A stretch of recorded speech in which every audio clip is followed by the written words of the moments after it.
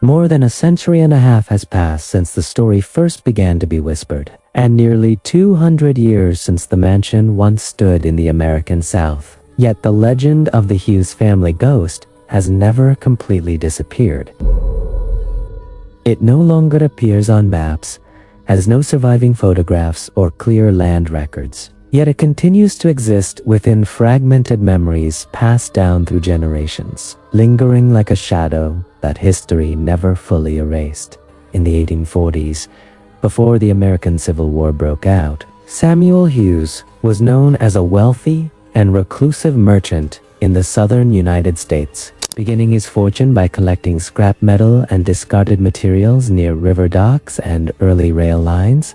Through his ability to recognize value in what others abandoned, Hughes rapidly accumulated wealth, and within less than 2 decades, he owned numerous tracts of land, plantations, and homes scattered across Virginia, Tennessee, and Georgia. The Hughes family lived in a large mansion, said to be located somewhere near the edge of a small town in Virginia, close to dirt roads that would later be used by military forces as marching routes. The house reflected classical Southern architecture with long corridors, high ceilings, and dark wooden staircases. But what unsettled visitors most was the system of 99 doors arranged symmetrically across 4 floors. There were rumors that anyone unfamiliar with the layout could wander the house all day and still return to the same starting point, as though the building itself resisted being understood or escaped. It was within this house that an urban legend quietly began to take shape. People said Samuel Hughes had 3 sons raised to inherit the family estate, and a youngest daughter who was described as beautiful, gentle, and more deeply loved by her father than any of the others. When she reached adolescence, however, she developed a strange illness, her skin gradually deforming and her body deteriorating over time. A condition medicine in the mid-19th century could not explain or cure. Within the limitations of that era, the illness was viewed as a curse, something that could not be revealed to the surrounding community without bringing shame and fear upon the family.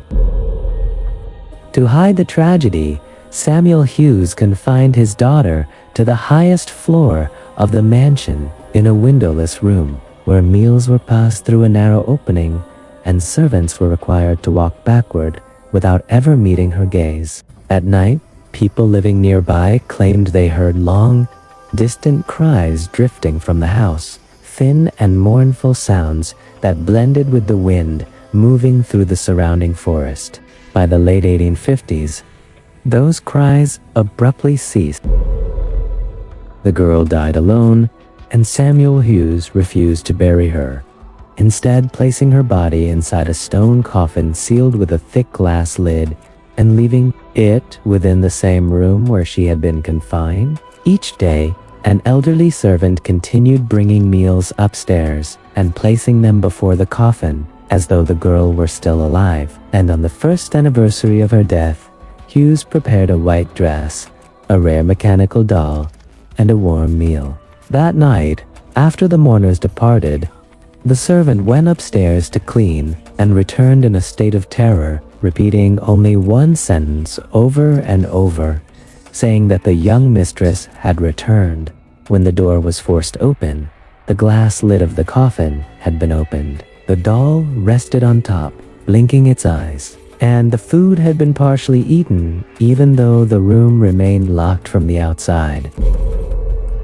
Only a few years later, in 1861, the American Civil War erupted, and the area surrounding the Hughes mansion quickly became a battlefield as supply routes passed through and plantations were seized, burned, or destroyed by artillery fire. Homes collapsed under bombardment, civilians fled or died in combat, and many areas were hastily turned into mass graves without names or markers, leaving little distinction between the living land and the dead. When the war ended in 1865, the small town where the mansion once stood no longer appeared on maps. Its land records lost or destroyed, and the remaining foundations rapidly swallowed by forest growth. All that remained were stories passed from one person to another.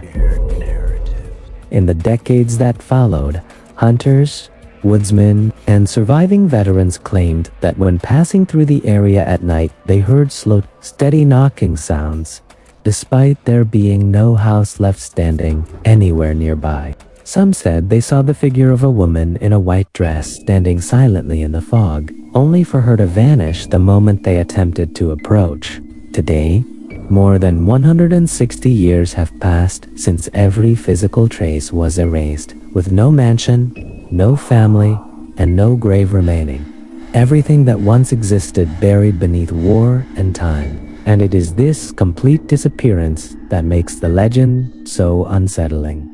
For if it were only fiction, how could an entire wealthy family, a massive mansion, and a living community vanish from history without leaving behind any clear evidence? Perhaps somewhere beneath the soil once soaked with blood from the Civil War, the 100th door is still waiting to be opened. And when it finally is, what emerges may no longer be human. If you have your own thoughts about this story, or have heard similar legends passed down over time, feel free to share them in the comments. And consider subscribing to the channel for more urban legends and atmospheric horror stories like this one.